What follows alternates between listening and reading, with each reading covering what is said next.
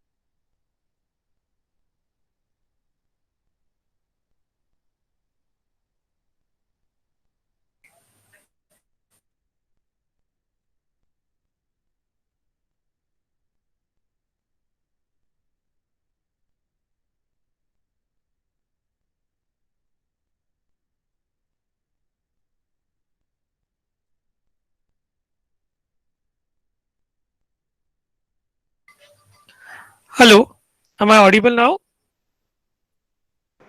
Yes, sir. Yeah, there was some problem. I was consistently getting muted. I don't know why. Maybe some network issue. Even afternoon, the same issue was there.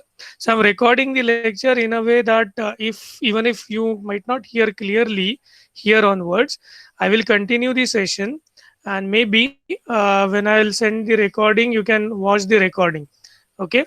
So let us begin the discussion. Uh, Yesterday or day before, that is, we started talking about what do you mean by different kinds of programming paradigms.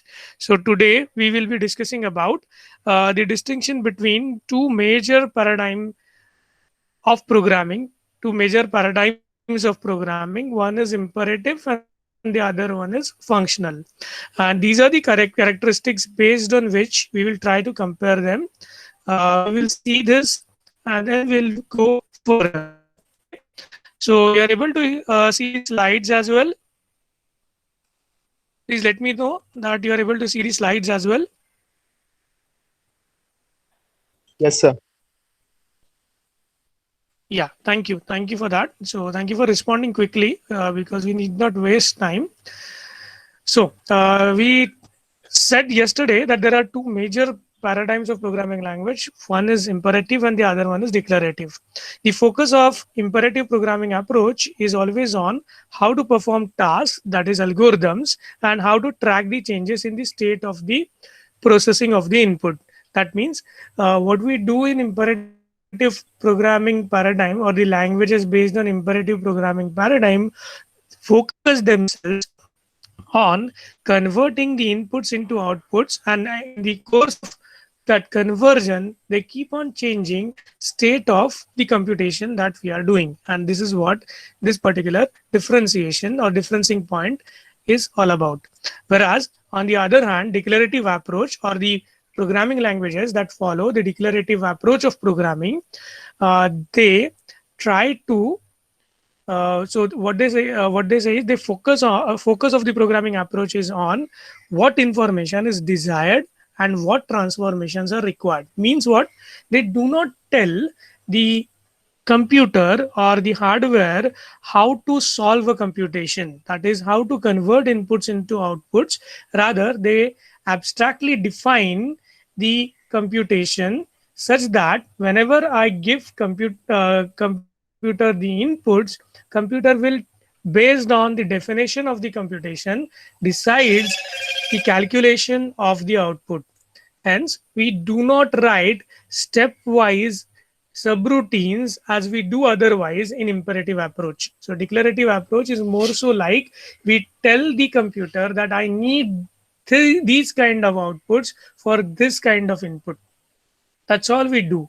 And somehow we consider that the hardware knows how to compute. So we have to tell hardware how to compute, but not in terms of stepwise conversion of input into output using the state conversion. That is what the declarative approach is all about. Okay, so major change of focus is there between imperative approach and declarative approach.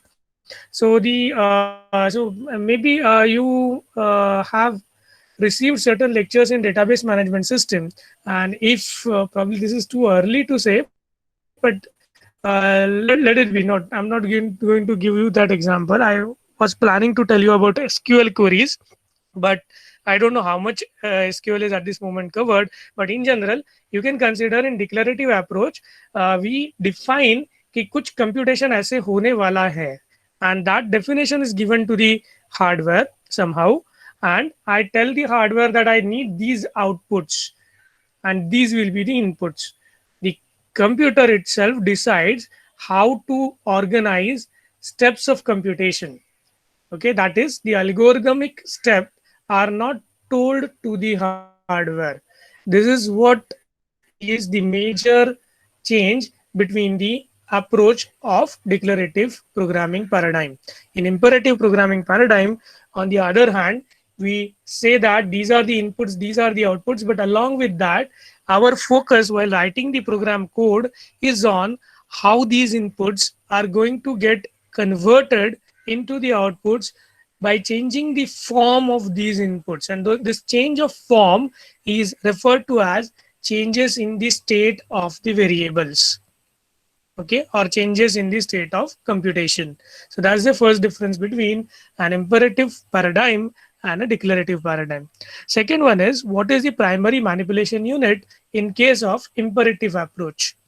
So we use instance of structures or classes for in the imperative approach, and we change those states of those structures and classes. So what do you mean by structures? Structures like C structures, C programming में जो structures होते हैं, जो क्या करते हैं, multiple data items को एक साथ बाइंड करते हैं एक लॉजिकल फॉर्म में, that you can consider to be an abstract data type.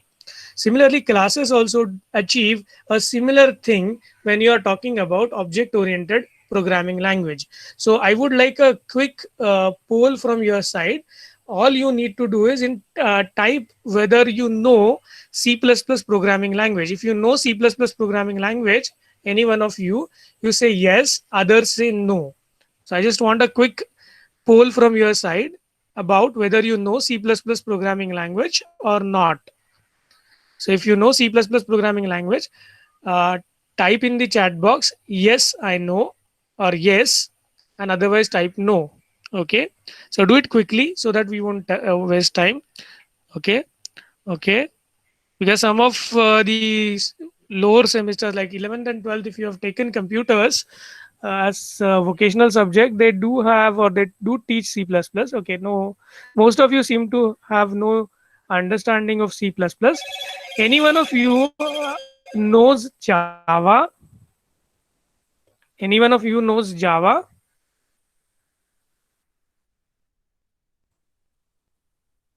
Okay, okay, fine. So you all are new to concept of object orientation. So basically, when you talk about different programming paradigms, so thank you for your responses.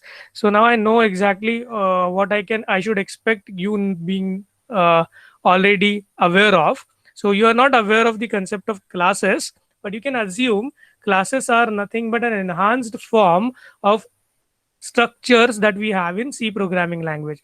So C programming language is a programming language that uses data structure called as structure, whereas in many object-oriented programming languages like Java and C++, C++ and Java, they both are referred to as object-oriented programming languages.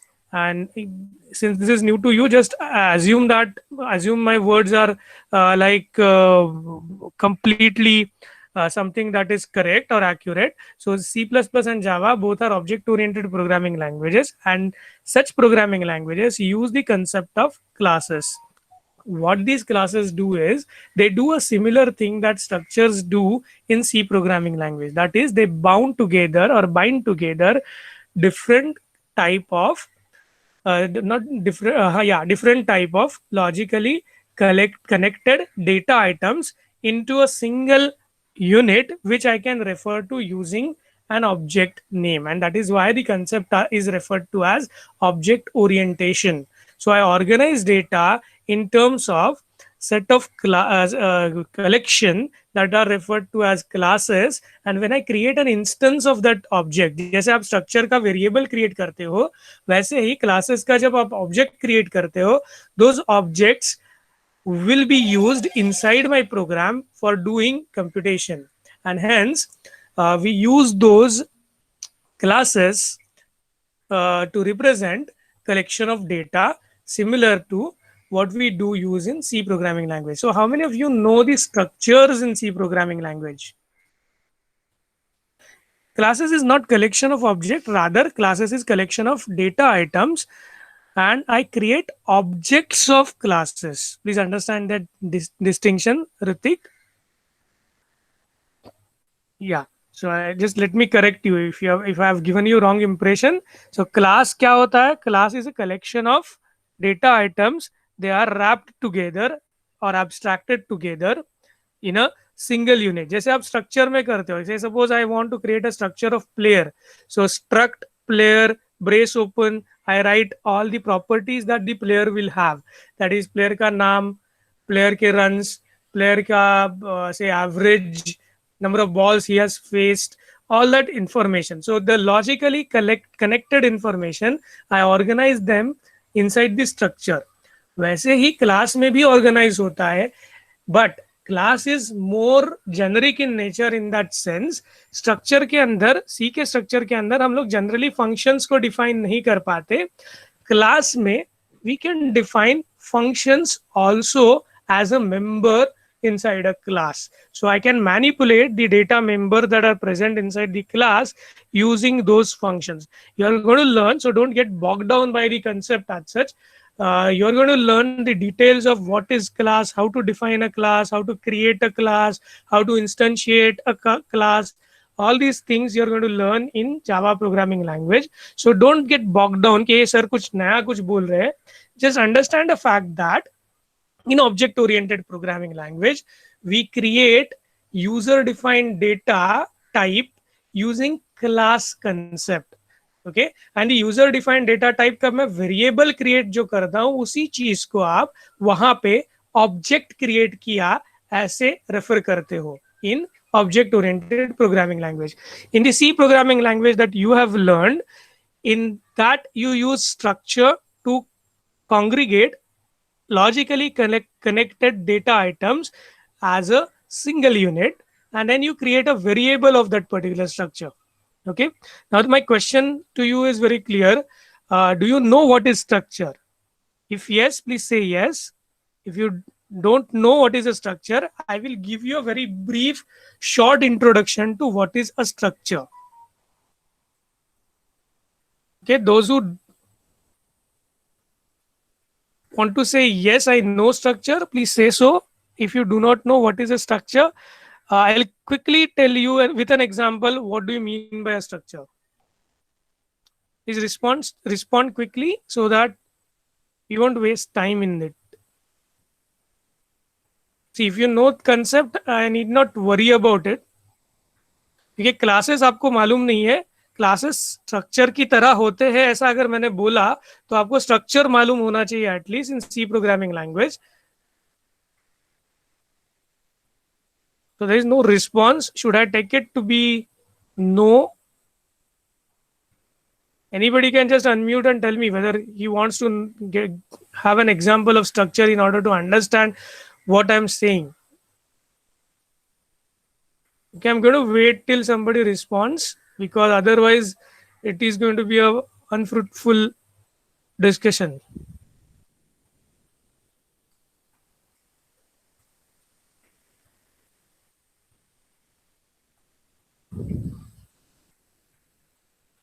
Okay, that's cool. You don't know Prithviraj Gauri, Mandar Guru. Good. good that you don't know. So I'll actually stop sharing the slides that I'm sharing. I'll share some other document, and I'll explain you very briefly what I mean by a structure, and whatever I was saying, what does it actually means. Okay, so I've shared this new window with you. It will take a bit while that window gets shared. Okay, are you seeing a clean page, blank page? Just unmute and tell me whether you are able to see. Yeah, Yes, sir. fine, fine. So I'm just typing few things here. Struct A.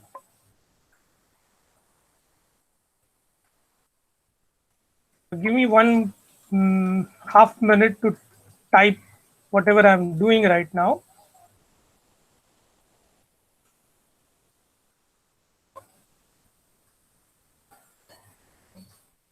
Okay.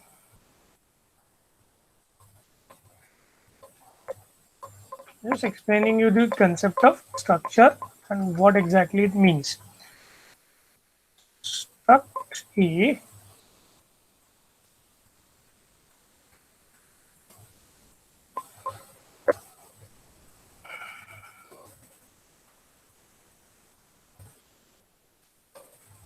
We are not going to look at whether the program is syntactically correct or not at this moment. At the moment, I'm just trying to give you an example, and that I'm building on the Hawk. So there might be few syntactical mistakes. So I'm not going to run this and show you how it executes and all. Okay, so don't expect that. I'm going to explain you the concept of structure and what exactly I mean by saying that the structure collects logically connected data type into a one single unit.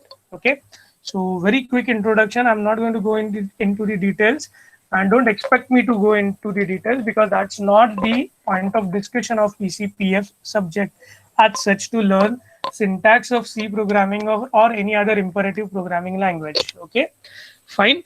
Now this example is ready, I guess. Whatever I wanted to write in the example, and I can do one more thing. Right, I need to use a return statement. Return 0. We'll add some values to these numbers. Maybe 2, maybe 3, maybe. So these are all the things. K, E, and Y. Okay, so what I have over here is I have an array of 3 elements. So I change it to 3. That's not even wrong. Okay, so this is a C program. I create a keyword. I use a keyword called as struct, which is available in C programming language to create a structure or to define a structure rather. I give it a name. So over here, the name of the structure is A. And within these curly braces that I have used before the semicolon. So this entire thing, right, from line number 4 up to this is a single C statement because I'm ending that in semicolon in the line number 4. So I have although I have written it in 4 lines, for C compiler it is a single line. So it starts by saying I want to define a structure using the keyword struct. I'm telling that. Then I give it a name, that is A, and in the curly braces I mention all the member variables that are part of this collection. So structure A now onwards will be a new data type available to me as a programmer only for to be used in this program that I have written, because it's a user defined data type. In C programming language, it is referred to as a user defined data type. Now this new data type called as struct A is going to have 3 variables as member variables inside it, which is A, B, and name. Okay, all of you are with me till now? You have understood what we do with these first 4 lines of code. With these first 4 lines of code, I as a programmer, for myself, for using during this particular program, create a new data type whose name is going to be henceforth referred to as struct A. So I create a new data type whose name is struct A that is going to have 3 data members inside it. And those 3 members are 2 integers A and B and a character array whose name is name. Okay, and who will have these default values which I have mentioned over here. Now whenever I'm going to use this structure inside my program, I can actually refer to individual members of the structure like this. I can access, say, member A, small a, that is, inside struct capital A, using the variable name that I have created. So this is a variable, my variable, whose data type would be struct A. That is a single my variable will have three elements A, B, and name. It will have three elements A, B, and name. Okay. So what I have achieved using data structure called as struct, or user defined data type called as struct, is I can create my own data type. I can have logically connected things, just like the example I was giving. If I want to create a structure of a player, I can actually create a new structure whose name is struct player, brace open. I can list out properties of that player that I want to store. Say suppose we are talking about batsmen in cricket, then I would be interested in knowing certain common information about that batsman, and in your database you call them as attributes of table batsman. So we are actually organizing data in some form, and that form is referred to as structure. Okay, have you got this point? Have you got the point why I create a structure? I create a structure to create a user defined data type. Why I would like to create a user defined data type? Because those which are members of the structure will be logically connected somehow, so that operating on them or doing updation on them are going to be logically at a similar place or a same place in the code, and it becomes easier for a programmer to organize the content. So what I've done is I've abstracted creation of and declaration of three variables. Okay, by doing this, now in any function, there may be a function like get data maybe. So I may actually use a function void get data, get say data, and in that get data function, maybe I want to actually initialize a struct A type variable. So I can actually write, okay, there's some typing somewhere else, sorry. Say I can write struct A, that is I can pass the structure as an argument to a function. Okay, I can call it as a struct, not A, it's a formal argument, so I'll call it as struct temp, and now I can actually use or update the variables of struct temp. So I can write some printf statements to input data for A, enter data for A, and then I can actually do the scanning here. Okay, I'm not writing the whole program as I told you, and that is going to take input for the variable A. So my input is temp dot A. So I'm going to store the new value into structure temp member variable A, and similarly I can do for rest of the data members, and I can that way I can actually update a structure content. So what happened was, now I can handle the temp as a normal variable. I need not worry about, so it should not be temp, this should be A, and the name should be temp. Okay. So I should use always struct structure name, struct keyword, structure name, the user defined name that I've given to it, and then the variable name. This way I should write the this way I should use the structure, right? So now coming back to the discussion, what is a class? Class on the similar line, जैसा structure आप structured programming में या C programming में use करते हो, वैसे ही class का कंसेप्ट ऑब्जेक्ट ओरिएंटेशन में यूज करते हो.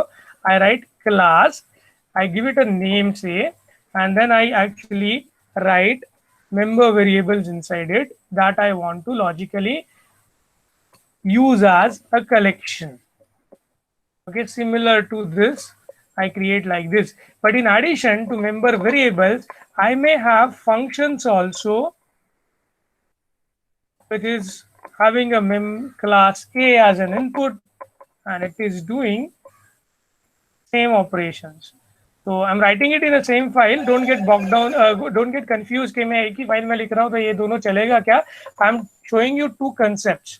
Structure में आप क्या कर रहे हो? आप structure में सिर्फ मेंबर वेरिएबल्स यूज कर रहे हो, फंक्शंस यूज नहीं कर रहे। C++ में एक्चुअली स्ट्रक्चर में भी फंक्शंस यूज होते हैं, सी में नहीं जनरली हम लोग यूज करते हैं। Generally I am saying newer compilers versions of C allow you to have functions as well inside the structure, but in general we do not have functions inside the structures in C, but in C++ that is allowed. But in C++ and many other object oriented programming language, you have a concept of class. So class gives you a facility wherein you can also have data and some methods to manipulate that data. So these functions which are present inside the class are then that time referred to as methods.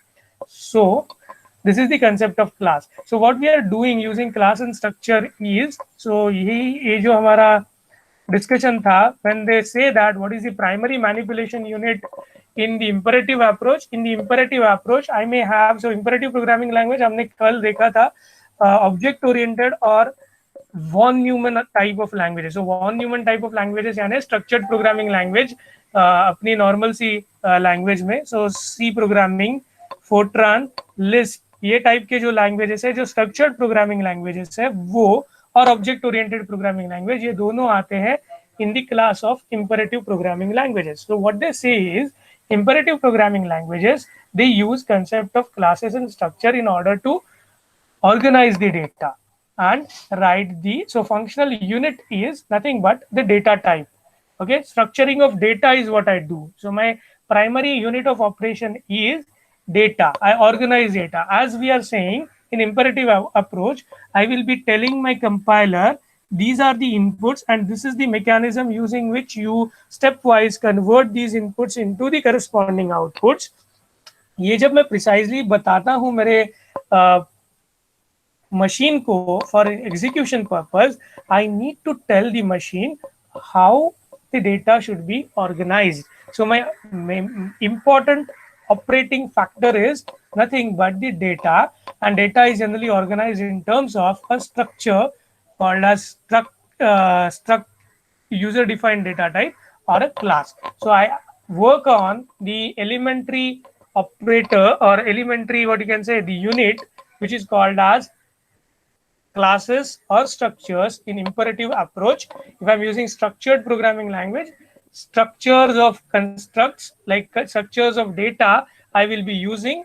If I'm using object oriented programming language, I will be using classes, and that will be my primitive manipulation unit. So I'll be manipulating these objects of classes and the structures, content or member variables in order to achieve my goal of computation.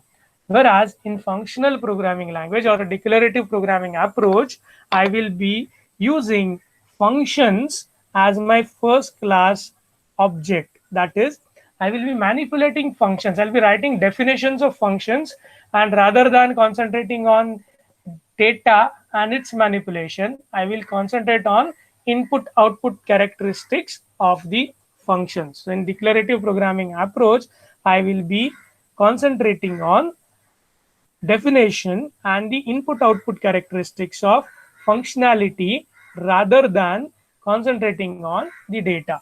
Okay, so that's the difference between structured as well as the that is imperative as well as the other paradigm. Okay, I'll be resharing the slides with you now.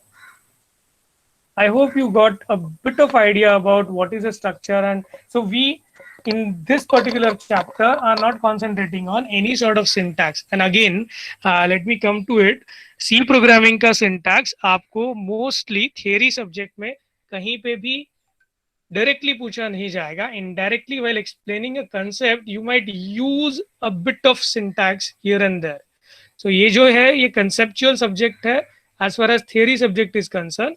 In the practicals, whenever we'll start doing the practical, जितना syntax लगने वाला है C का वो मैं आपको सिखाते जाऊंगा, and that would be sufficient at least for this particular subject. Okay, and if you have any issues in understanding C constructs और C programming language समझ में नहीं आ रहा है अभी भी, तो revisit the revision lectures that we had 1 week back. Those are there in one playlist that I've created on YouTube. So just get to that playlist, do those 6 hours study, revisit your book, and you will understand these concepts pretty clearly. Okay, I'm not expecting you to know the concept of classes, but in general, whenever people discuss about imperative as well as declarative approach, they talk about these differences, and we need to know the differences. Okay, at least we need to know some background about the differences and why they have used called so. So अगर पीछे का slide देखें हम लोग, तो we will come to know that imperative programming language focus on how to execute, define the control flow as well as statements that change the program state.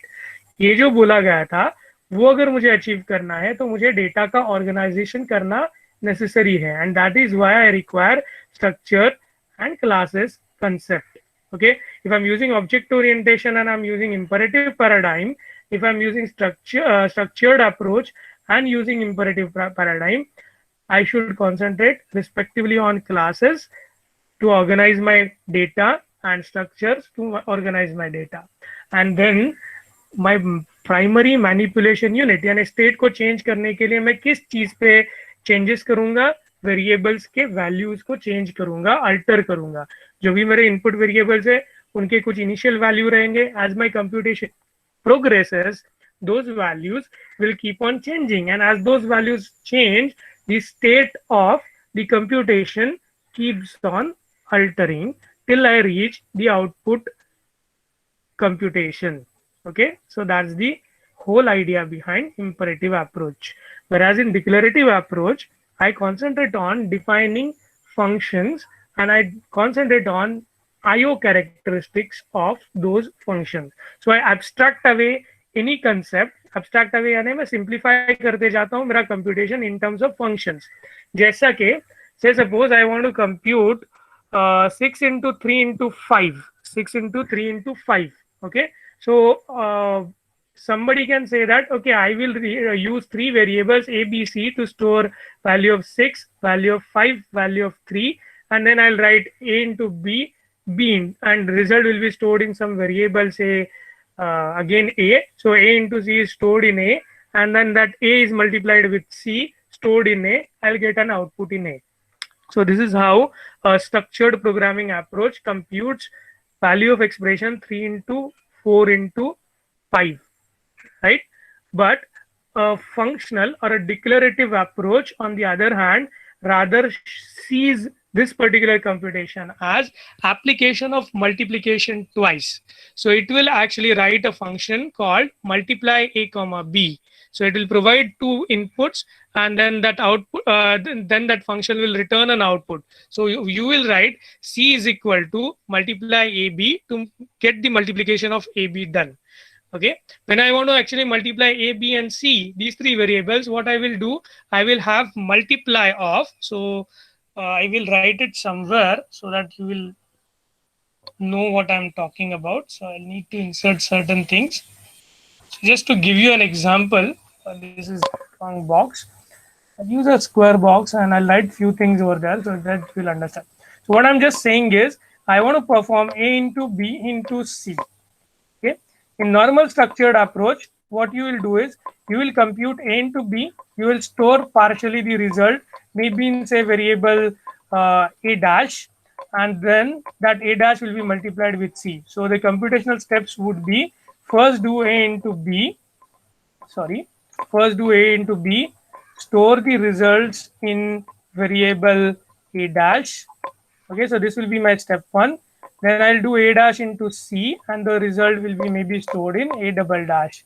And this is my output a double dash. So this is my structured approach of doing a into b into c. So the computation that I'm doing is a into b into c.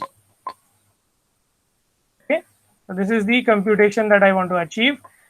This is step 1, this is step 2, and this is step 3. This is the way I solve this using structured programming or imperative approach of solving a particular thing. That is, I instruct my hardware first multiply a into b, store the results into a variable a dash, then multiply that variable with c, that result with c, and store the result into another variable a double dash, and then output a. Now instead of using 2 variables, I can store the result in a and then reuse A over here, and that can optimize my code execution by requiring less amount of space. Now in this case, I need variable A dash, A, B, A double dash, and C, 4 variables. I can reduce number of variables.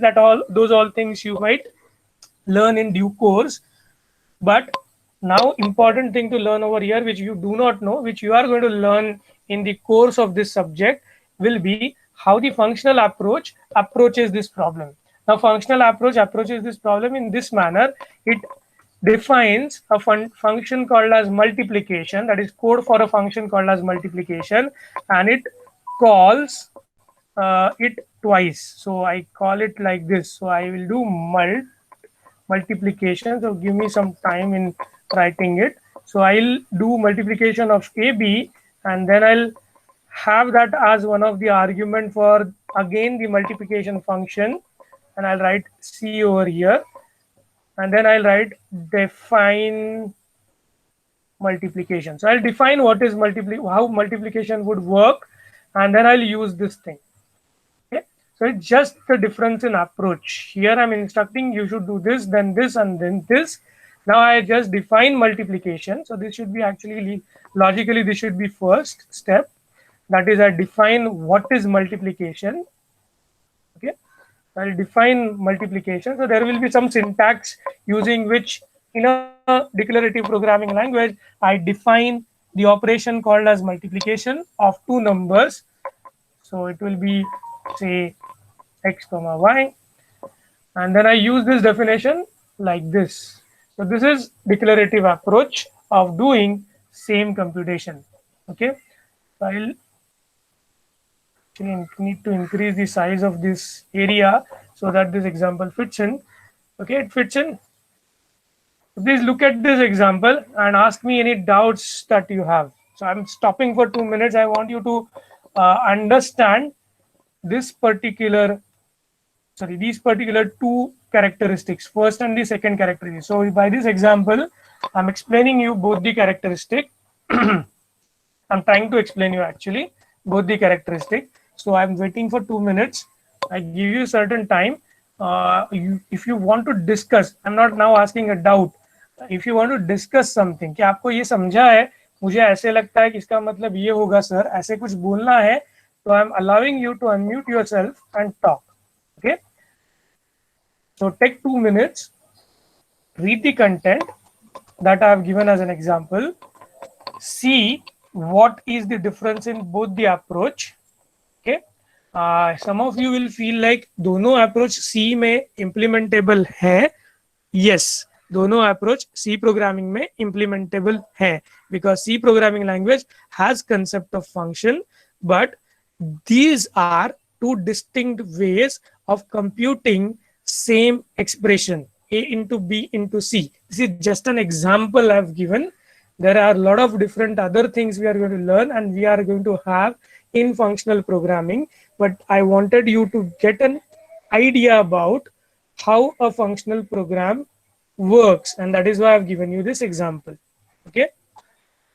If anybody wants to discuss something related to this example or related to in general, understanding of the concept of imperative programming, or the other one, that is declarative programming.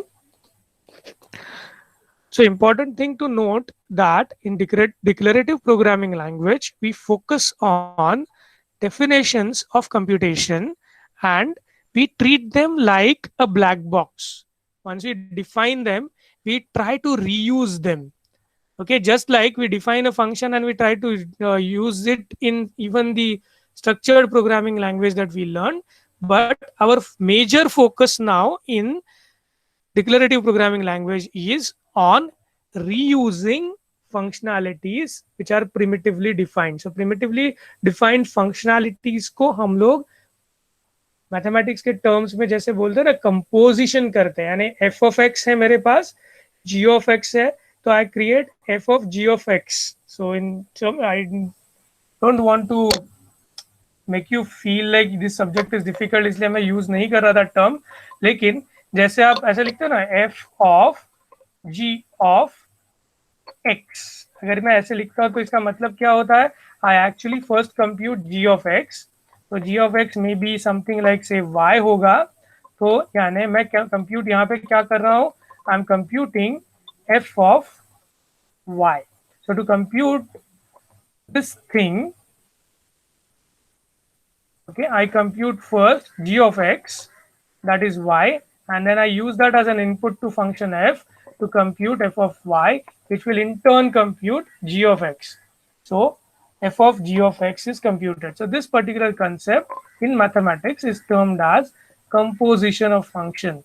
And if you see over here, to compute a into b into c, what I have done is I first computed multiplication of ab. This is like computing g of x, and I have provided its output, that is y, over here, and then y comma c I have used to compute multiplication. So I have computed then f of g of x. So I have done this particular thing that I am doing in programming is in mathematics referred to as composition of function or function composition. Sorry. Composition of two functions.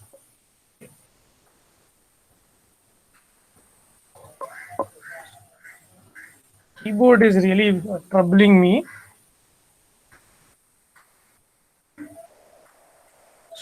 The only difference in this example and this example in mathematics f of g of x that I have used, f and g are two different functions.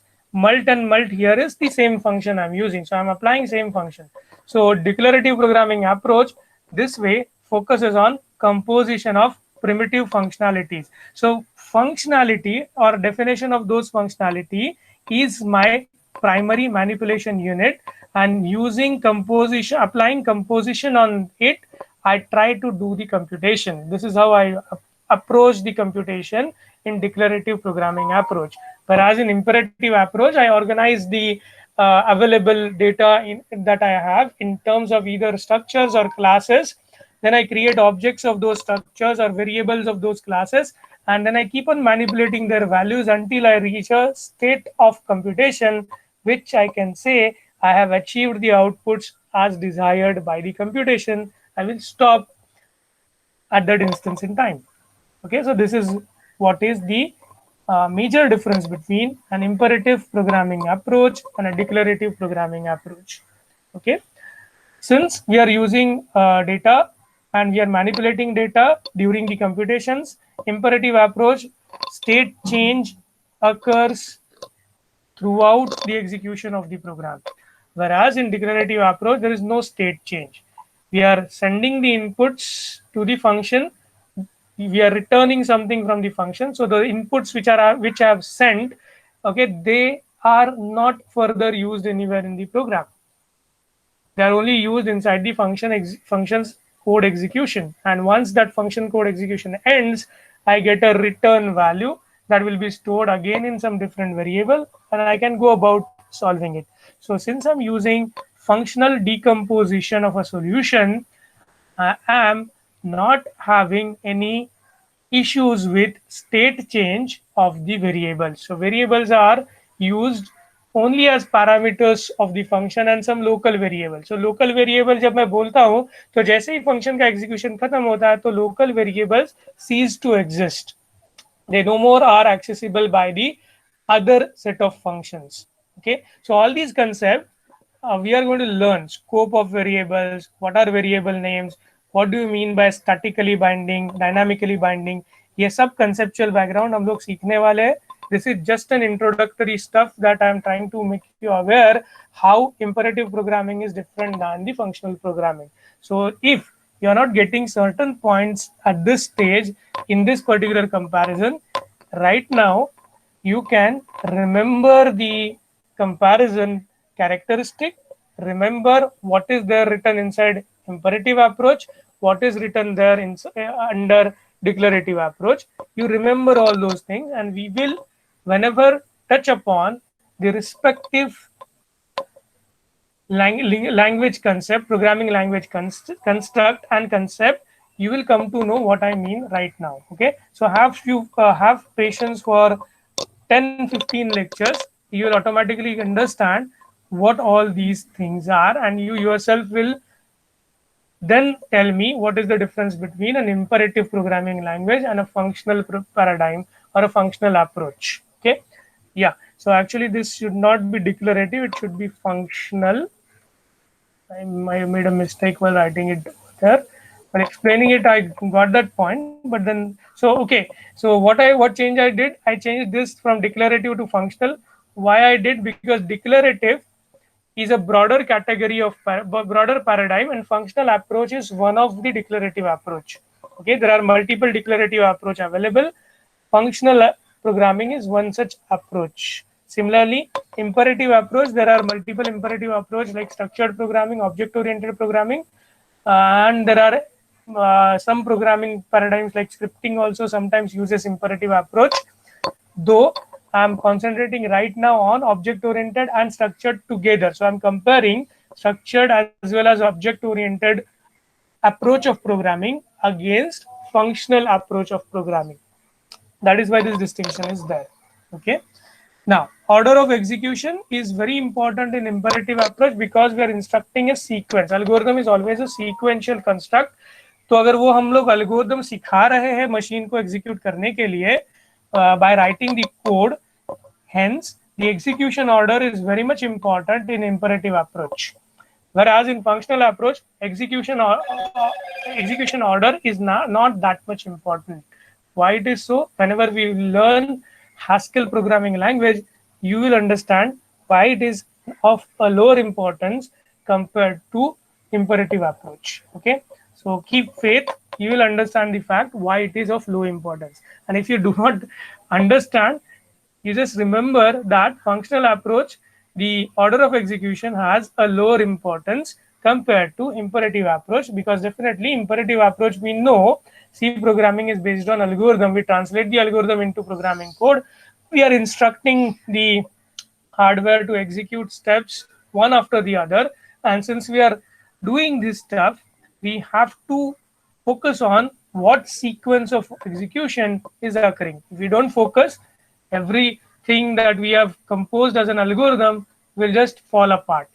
Okay, that's an important thing.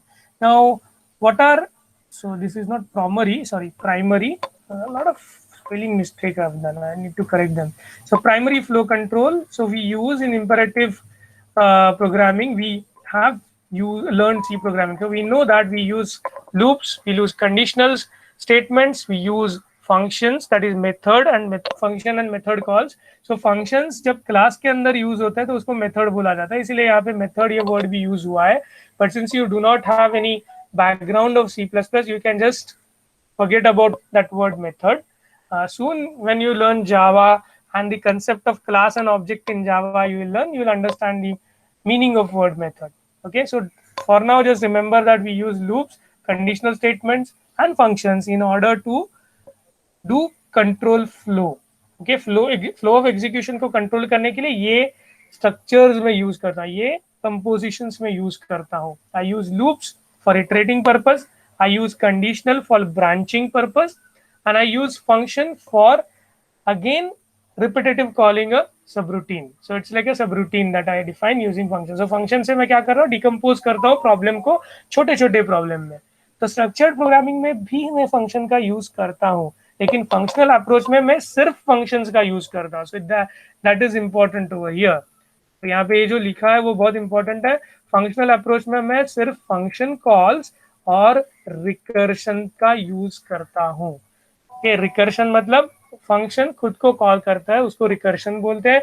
The major focus on functional approach is to define functions and define IO characteristics of functions properly. That is, what is input and what is output for a function. Okay, so you need to be focused on understanding IO characteristics of function if you want to write or code in functional programming language, which is going to be a thing that we have to learn in this subject. So module 3 completely focuses on the functional programming approach. So you must learn the way the functional programmer thinks. तो ये नया चीज हम लोग सीखेंगे module 3 में. Don't worry, there is still time. उससे पहले बहुत सारे कंसेप्ट सीखने वाले हैं हम लोग. So don't get bog down के मेरे को रिकर्शन नहीं आता कैसे होगा, मेरे को ये समझ में नहीं आ रहा है, अभी से ही So don't get that impression right now. Everything you're going to understand, have a bit of faith. Now coming back to imperative versus functional programming again, that those were the differences. This is one particular program. So I give you 2 minutes to read this code and affirmatively say कि ये code GCD calculate करता है. GCD stands for greatest common divisor. आपको एक example लेना है, say 2 and 6 as input. So A must be 2 and 6 must be B.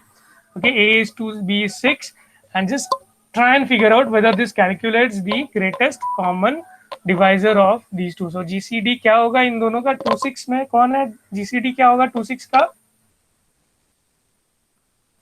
Anybody wants to tell it quickly on the over the GCD of 2 6?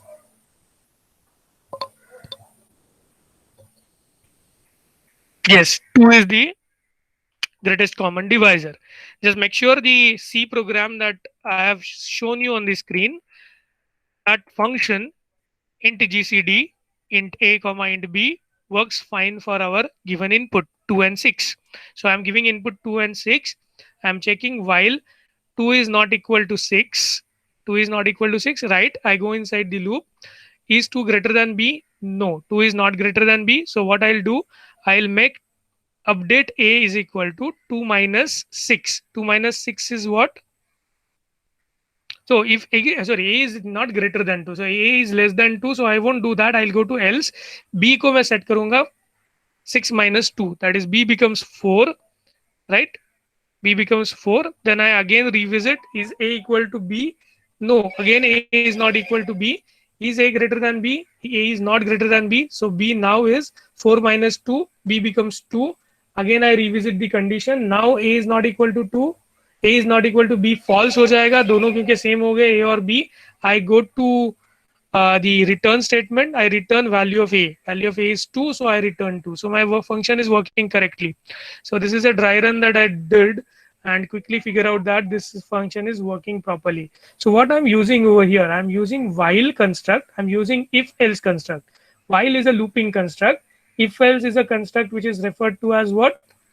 Branch control statement. Okay, it's a branching control statement. If else, so I do either this or otherwise I do the other thing if the condition is wrong. Okay, so we're not concentrating on what I'm doing here. How am I doing here is important. Now this is the Haskell code. Haskell is a functional programming language, and there is another programming language called as Prolog, which we are going to learn in 4th module. So this writing such code we are going to learn in 3rd module, and writing such code we are going to learn in 4th module. So I'm not expecting you to understand what I've written so far, but then the code is very simple and self-explanatory. Those who know definition of GCD can understand we have done nothing but definition of GCD. So we can consider GCD space x space 0 to be something equivalent to GCD, writing GCD bracket A comma B. Function call जो लिखा है उसी तरीके से यहाँ पे मैंने लिखा है GCD x, 0. सी में हम लोग कैसे लिखते थे? हम लोग ऐसे लिखते थे, स्पेस देके ब्रैकेट देते थे, sorry, and then we used to put a comma here. In Haskell the syntax says function के parameters as a list, function के नाम के बाद आपको लिखने हैं. So I just write GCD x space 0. So x is the first parameter, 0 is the second parameter. So I'm sending 2 parameters to the function GCD. One of the parameter is a variable, the other one is literal. Literal यानी वो एक fixed value है. जब भी ऐसा fixed value आता है तो मैं क्या करता हूँ, मैं लिखता हूँ equal to absolute x. Absolute means it will just calculate absolute value of x. So यहाँ पे in Haskell every function is like an operator, and that is why we have written it like an operator. So we have operating GCD on x and 0, and resultant of that operator is absolute of x, ABS of x. So I am operating absolute function on x. Absolute will give me an absolute value of x. So if x is negative, it's going to give me a positive value of x. That's all it is going to do. Now, alternate definition of GCD will be GCD x comma y, that is both are now variables, x and y both are variables. We are writing GCD B mod of a comma b. So mod is another operation. I'm calling GCD with a variable b and mod of a and b, where I'm testing a condition here using where clause. So this is something like your SQL. When you learn SQL, you will come to know. So we are writing where a is equal to absolute of x and b is absolute of y. So what we are doing is, if I have one variable and the other variable as input, that is x and y, both are uh, variables, then I will calculate mod of absolute of x as a, I will calculate absolute of y as b, and I will provide them as input over here, and then that will calculate GCD. So फिलहाल ये याद रखो कि ये जो code है ये correctly काम करेगा अगर मैंने इनपुट 2 and 6 दिया तो. Okay, so if I give input 2 and 6 over here, so what I will be doing is 2 and 6 is input, 2 का absolute value आएगा 2, 6 का absolute value आएगा 6. So I will be calculating GCD 6 mod of AB. Mod of AB यानी I will do 4 modulo 2. Okay, sorry, 2 modulo 4. Okay, 2 modulo 4 का reminder जो है वो reminder मैंने यहाँ यूज किया है, and that remainder I am getting using further in the recursive call of GCD. यानी GCD का एक कॉल दूसरे GCD को कॉल कर रहा है. Now it will be calling 4 space modulo AB. It will continue doing this till I get this remainder as 0. वो reminder 0 होता है तब जो भी वैल्यू यहाँ बचेगा that will be my GCD value and I will return it.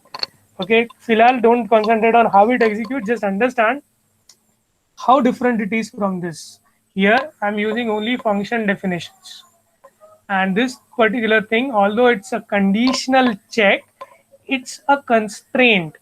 आप mathematical function जैसे लिखते हो ना, वैसा ये डेफिनेशन है कि भाई अगर मेरा एब्सोल्यूट फंक्शन मुझे कैलकुलेट करना है absolute value of a number, this is how the absolute function is defined. ये वैसा डेफिनेशन है GCD का. Okay, similarly this is much more similar to what we are writing in C program, लेकिन ये logic programming में है. Since it's 5:1 I am going to stop here itself. There were other slides I wanted to discuss today, but since there's only one slide, so I would request you to go through this code of Prolog, the Haskell and the C program and the things written below it, okay, on your own. And on Friday morning, we will discuss about your issues with this particular code. I know you can't run the Haskell code or the Prolog code, or you might not know the syntax of Haskell as well as Prolog, लेकिन आप code देख सकते हो और उसको compare कर सकते हो कि यहाँ पे जैसे प्रिसाइज कंडीशनल स्टेटमेंट्स है, while है, if है, वैसे कोई स्टेटमेंट Haskell के कोड में नहीं है. Even in Prolog code, I can't see anywhere they have used proper syntactical structure for if-else evaluation. I do have certain comparisons done. यहाँ पे देखो comparison किया हुआ है, यहाँ भी comparison किया हुआ है. Okay? तो Prolog के कोड में मुझे comparison दिख रहा है, मुझे equality दिख रहा है, जो यहाँ भी दिख रहा है, लेकिन यहाँ पे कंपैरिजन कहीं पे भी किया नहीं है, कंडीशनल चेक कहीं पे भी नहीं किया है. Only I am just saying that before calling GCD P, this particular GCD function, make a change in input by applying absolute value of x and absolute value of y. That's all what we have done over here. Okay. I'm going to stop here. Before stopping, I would want you, okay, to look at these slides. These slides I've shared already with you through the KGC LMS.